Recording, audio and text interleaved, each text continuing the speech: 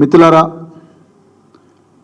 మీ అందరికీ కూడా తెలుసు, గత 10 సంవత్సరాలుగా తెలంగాణ వచ్చినప్పటి నుండి 2023 చివరి దాకా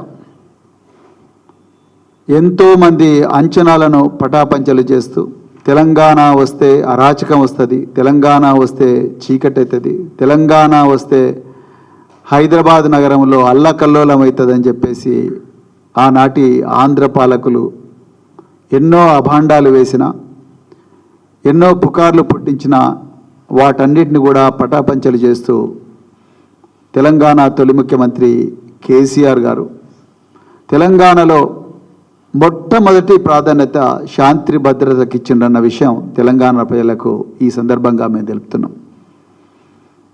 దానికి మరి ఒక్కటే ఉదాహరణ, నేను గతంలో వారి హయాంలో కూడా మరి పోలీస్ అధికారిగా పనిచేసిన మొదటి నిర్ణయమే, మొదటి నెల లోపలనే ముఖ్యమంత్రి గారు, ఆనాటి ముఖ్యమంత్రి 700 కోట్ల రూపాయలు పోలీసు శాఖకు ఇవ్వడం జరిగింది. ఇచ్చి దేశంలోనే మొట్టమొదటి శాఖగా మన శాఖ ఉండాలి, మన రాష్ట్రంలో శాంతి భద్రతలు గొప్పగా ఉండాలని చెప్పేసి ఆనాడు కేసీఆర్ గారు అనుకున్నారు. కానీ మరి నిన్న డీజీపీ గారు పత్రికాముఖంగా ఒక పెద్ద సమావేశం పెట్టి ఒక తెలంగాణ పోలీస్ యాన్యువల్ రిపోర్ట్ 2024 వారు నిన్న రిలీజ్ చేసిండ్రు.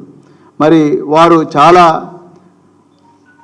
విషయాలు ఇందులో చెప్పడం జరిగింది, గణాంకాలు కూడా ఇవ్వడం జరిగింది. కానీ మరి తెలంగాణ ప్రజలకు నిజాలు చెప్పాల్సిన బాధ్యత ఈరోజు భారత రాష్ట్ర సమితి మీద ఉన్నది. అందుకొరకే ఈ ప్రత్యేకమైన సమావేశాన్ని మేము ఏర్పాటు చేసినాం.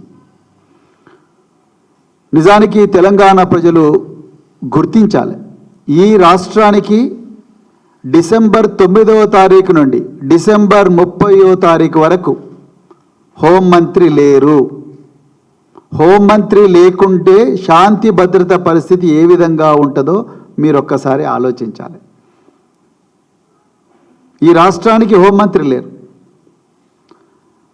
2 డీజీపీలు మారిండ్రు, రవి గుప్తా గారి నుంచి మరి జితేందర్ గారు వచ్చిండ్రు.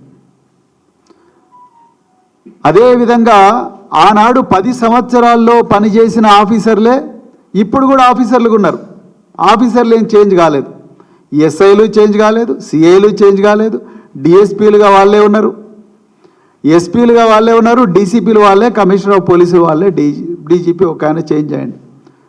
అధికారులు పెద్దగా మార్పు లేదు.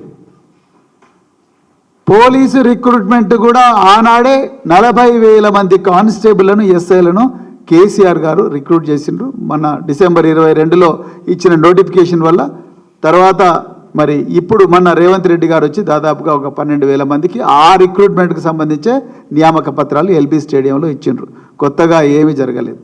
కానీ తెలంగాణ ప్రజలు గుర్తించాల్సింది ఏందయ్యా అంటే, మరి ఆఫీసర్లు వాళ్ళే అయినప్పుడు, వసతులు అప్పుడు కల్పించినవి అయినప్పుడు, అప్పుడు ఎందుకు లా అండ్ ఆర్డర్ బాగున్నది, ఇప్పుడు 1 సంవత్సరంలోనే లా అండ్ ఆర్డర్ ఎంత ఘోరంగా దిగజారిపోయింది అనేది తెలంగాణ ప్రజలు గుర్తించాలి.